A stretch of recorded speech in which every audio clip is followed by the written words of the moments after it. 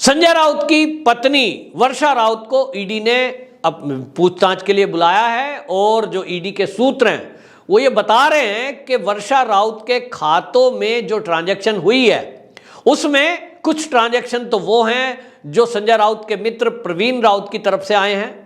एक ट्रांजैक्शन वो भी हुई थी जो प्रवीण राउत की जो पत्नी है माधुरी राउत, उनकी तरफ से 55 लाख रुपए आए थे। उसका जवाब पहले ही ईडी मांग चुकी है और वो बता चुके हैं कि ये उधार था।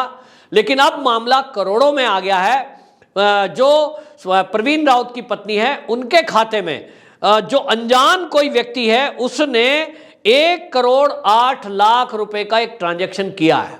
अब ये व्यक्ति कौन है, इसने किस एवज में ये पैसे दिए, ये सवालों का जवाब जब संजय राउत से पूछा गया तो उन्होंने कह दिया मुझे इसके बारे में जानकारी नहीं है। जब संजय राउत को जानकारी नहीं है तो निश्चित रूप से वो ये उत्तर दे सकते थे क्योंकि मामला उनकी पत्नी से जुड़ा हुआ है और इसलिए ईडी ने ये जरूरी समझा कि जब भाई पत्नी से जुड़ा हुआ है, पत्नी के खाते में पैसे आए हैं, संजय राउत तो मना कर रहे हैं मुझे पता नहीं है। अगर वो बता ही देते तो फिर शायद पत्नी को बुलाने की जरूरत नहीं पड़ती। लेकिन अब जब मामला पत्नी से जुड़ा है और संजय राउत इसको अनभिज्ञता जता रहे हैं तो संजय राउत की पत्नी को ऑफिस में बुलाया गया और दोनों को आमने सामने बिठाकर उनसे पूछा गया बताइए याद करके ये पैसे किसने दिए हैं। इसका कोई जवाब सूत्र बता रहे हैं कि संजय राउत वो नहीं दे पाए हैं।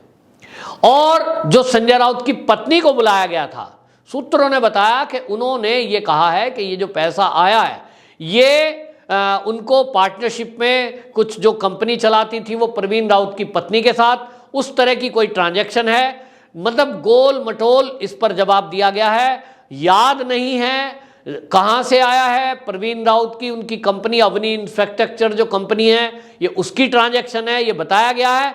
लेकिन अब ईडी ने दूसरा सवाल उनसे पूछा कि 112 करोड़ रुपए का जो कमीशन प्रवीण राउत को मिला पत्राचाल घोटाले की एवज में, जो 67 एकड़ जमीन बिल्डरों को बांट दी गई, 8 बिल्डरों को बेच दी गई, उस घोटाले में 1034 करोड़ के घोटाले में 112 करोड़ रुपए का लगभग जो कमीशन मिला है उसमें से सबको बांटा गया।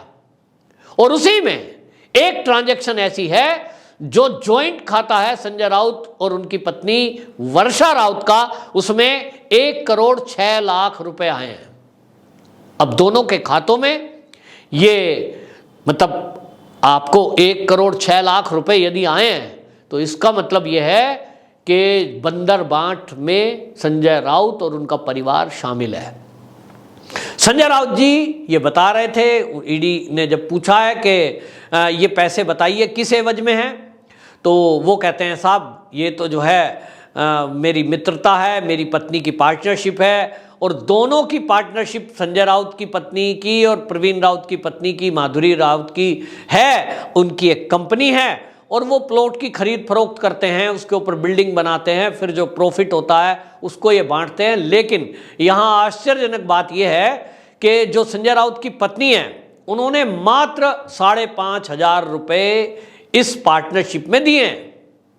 अब आप सोच सकते हैं कि कोई एक इंफ्रास्ट्रक्चर यानी निर्माण की कोई कंपनी बना रहे हैं कि प्लॉट खरीदेंगे, फिर उस पर फ्लैट बनेंगे, फिर उन फ्लैटों को बेचेंगे और इस सब में यदि पार्टनरशिप की जाती है, आप में से दर्शकों में से बहुत सारे लोग ऐसे होंगे जो कहीं ना कहीं बिजनेस में पार्टनरशिप में काम कर रहे होंगे या पार्टनरशिप के बारे में जानते होंगे। तो आप जानते हैं कि जब कोई 2 पार्टनर बनते हैं किसी कंपनी के तो निश्चित रूप से यह तय होता है कि बराबर बराबर दोनों जने पैसा लगाएं। कभी कभी ऐसा होता है कि एक व्यक्ति पैसा लगा रहा है, दूसरा व्यक्ति दूसरे संसाधन जुटा रहा है यानी मेहनत कर रहा है।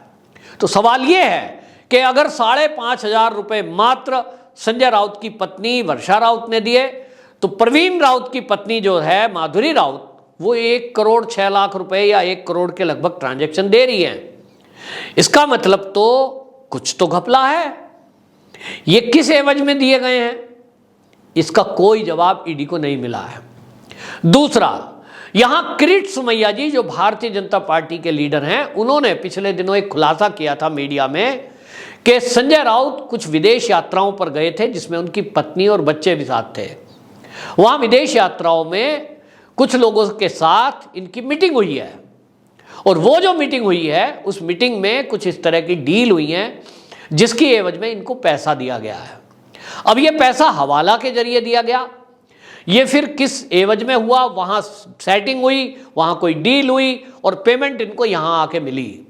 इस तरह के लोगों की पेमेंट इनको मिली है और ये गुप्त जो पेमेंट है जो ईडी जानना चाहती है कि 1,08,00,000 रुपए किसी अननोन पर्सन ने दिए हैं जिसका बिजनेस से कोई लेना देना नहीं है, ना अवनी इंफ्रास्ट्रक्चर से कुछ लेना देना है जो संजय राउत की पत्नी और माधुरी राउत के बीच की कंपनी है, ना इसमें कोई किसी प्रवीण राउत का कुछ लेना देना है, क्योंकि प्रवीण राउत ने भी मना कर दिया ये ट्रांजैक्शन मेरी नहीं है।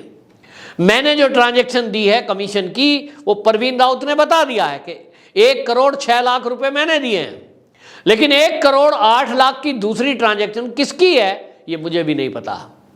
यही है घपला, यही है हवाला और इसी हवाले की हवालात होना तय है, क्योंकि जो हवाला के जरिए पैसा आता है वो 2 नंबर के काम के लिए दिया जाता है, 2 नंबर के लोगों के द्वारा दिया जाता है, नियमों को ताक पे रख के दिया जाता है। और ईडी को अगर ये उपयुक्त जवाब नहीं दे पाए, क्योंकि पत्नी को जितनी जानकारी थी उन्होंने दे दी और सीधे स्वभाव में उन्होंने तो सब कुछ बता दिया कि मैं तो एक साधारण सी टीचर थी, मेरे नाम पे कंपनी खोली जरूर गई लेकिन इनका संचालन मैं नहीं करती थी, सारा ट्रांजैक्शन देखभाल वो प्रवीण राउत करते थे। और वो ये भी पूछा गया कि अलीबाग में जो प्लॉट लिए गए, वो जो जमीनों के सौदे हुए हैं उसमें प्रवीण राउत की पत्नी भी है, संजय राउत की पत्नी भी है और डॉक्टर सपना पाटेकर जो कि सुजीत पाटेकर की पत्नी है जिन्होंने गवाह बनकर ईडी को ये सारा खुलासा किया है वो भी है।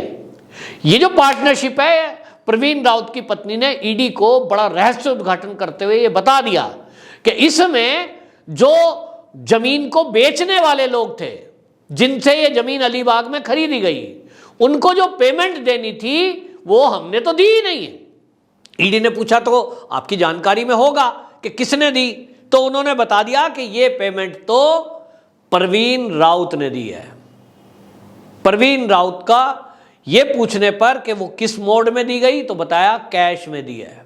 अब आप समझते हैं कैश ट्रांजैक्शन दी गई, करोड़ों में दी गई, तो इसका मतलब यह है कि वो कुछ झूठ छुपाना चाहते थे, ट्रांजैक्शन छुपाना चाहते थे, जबकि नियम है कि उसको चेक से देना चाहिए, तो कैश में क्यों दी गई। इसका मतलब वो किसी को ये पता ही ना चले कि खरीदार कौन है, बेचने वाला कौन है, और बस सौदा होता दिखाई दे, पेमेंट किसने दी इसका ना पता लगे। और जो ईडी है वो ये कह रही है, प्रवीण राउत बाकायदा बता ही चुके हैं कि ये वही पैसे हैं जो पत्राचाल के घोटाले से कमीशन मिला है। तो प्रवीण राउत ने संजय राउत को ये करोड़ रुपए क्यों दिए? जब ईडी ने ये सवाल किया तो उन्होंने कहा हमने इसलिए दिए कि ये नेता हैं और नेताओं को जुबान बंद करने का पैसा हमको देना पड़ा, नहीं तो ये नेता लोग जितने पार्टी के हैं ये कह रहे थे कि हम इस मुद्दे पर हल्ला करेंगे, हम प्रदर्शन करेंगे, हम तुम्हारे खिलाफ शोर मचाएंगे। तो शोर नहीं मचाएं, हल्ला नहीं करें। और आप देखें कि पत्राचाल के जो लोग हैं गरीब, जब वो बार बार शिवसेना वालों से मिलते थे, वो उद्धव ठाकरे से मिलते थे, संजय राउत से भी मिले, लोगों ने बताया है कि हम संजय राउत जी से भी मिले कि साहब आप हमारी पुकार सुनिए, इस आवाज को उठाइए। और जब 2.5 साल पहले उद्धव ठाकरे मुख्यमंत्री बन गए तब मिले कि अब तो आप मुख्यमंत्री बन गए साहब, अब तो कुछ करिए, हमें तो किराया जो दे रहे थे किराया भी नहीं मिल रहा, तो वो किराया दिलवाइए। इस पर शिवसेना बिल्कुल मौन हो गई। उद्धव ठाकरे ने एक शब्द नहीं बोला, ना कोई कार्रवाई की, संजय राउत ने कुछ नहीं बोला, ना कोई कार्रवाई की। और इसलिए पत्राचाल के जो वो गरीब लोग हैं जिनके हक को मारकर ये संजय राउत एंड पार्टी खा गई है, इनके जो मित्र मंडली है, वो सब ये कह रहे हैं कि इस घोटाले में संजय राउत के विरुद्ध हमारे मन में बहुत गुस्सा है कि ऐसा नेता जो हमसे कह रहा था कि हम तुम्हारी हक की लड़ाई लड़ेंगे, हम बिल्डरों को जेल भेजेंगे, और हमें लग रहा था कि उद्धव ठाकरे की सरकार आई है तो घोटाले शायद ये खोलेंगे, लेकिन इन्होंने हमें धोखे में रखा, हमसे झूठ बोला। लोग गुस्से में हैं। इस गुस्से का जो अब जेल जाने का है, वो तो लोग कहते हैं कि संजय राउत की पत्नी भी को भी जेल जाना चाहिए, क्योंकि वो भी इनके इस पाप में भागी है। तो अब देखना होगा। अभी तक ईडी के सूत्रों ने बताया है कि प्रवीण राउत की पत्नी, अभी वो पूछताछ के लिए उनसे बातचीत होना बाकी है, लेकिन संजय राउत की पत्नी ने बिना कुछ दबाव के सब कुछ हमें बता दिया है। प्रवीण राउत ने भी सब कुछ बता दिया है, और इन सब में एक ही बात सामने आई है कि घोटाले घपले में पार्टी के नेता शामिल थे, और नेताओं को जुबान ना खोलने के लिए, गरीबों की आवाज ना उठाने के लिए मोटी रिश्वत दी गई थी, इनको कमीशन दिया गया था। गरीबों के हक को लड़ने के नाम पर उनसे भी पैसे लिए गए, ये भी पत्राचाल के वो गरीब लोग बताते हैं कि हमने पैसे इकट्ठे करके दिए साहब कि हमारा केस लड़े कोई। तो धोखा हुआ गरीबों के साथ, और उद्धव ठाकरे कहते हैं कि सच्चा शिव सैनिक है संजय राउत। तो ये सवाल उठ रहा है उद्धव ठाकरे पर भी, लोग कह रहे हैं उद्धव ठाकरे की भी मिलीभगत है, और अब ईडी के सूत्र इस तरह से लिंक खंगालने में लगे हैं। अब ईडी के सूत्रों का कहना है अगली पूछताछ उद्धव ठाकरे से भी हो सकती है। वंदे मातरम।